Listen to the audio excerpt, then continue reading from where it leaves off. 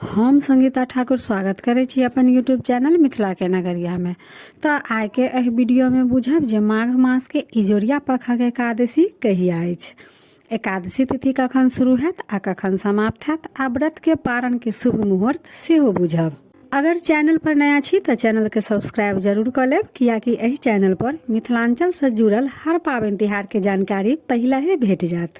माघ मास के इजोरिया पक्ष के एकादशी, जे कि जया एकादशी के नाम से बुझल जाइ अछि, 8 फरवरी शनि दिन अछि। जया एकादशी केला से मनुष्य के संसारक सब काम में विजय प्राप्त होइ छनि।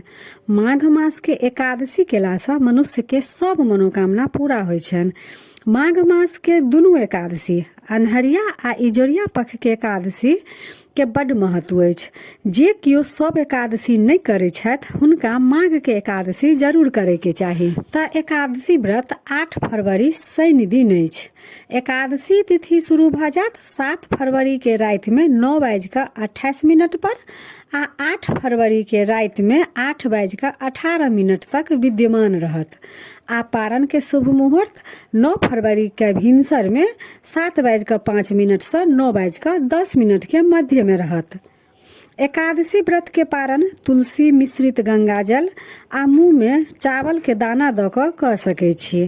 तो एहि वीडियो में यह जानकारी रहा। तो अहाँ सबके वीडियो केहन लागल कमेंट जरूर करब, आ नीक लागल तो लाइक शेयर सब्सक्राइब क मैथिली भाषा के सपोर्ट जरूर करब। तो फिर उपस्थित होइ छी एकटा नया वीडियो के संग। ताबे तक जय मिथिला जय मैथिली।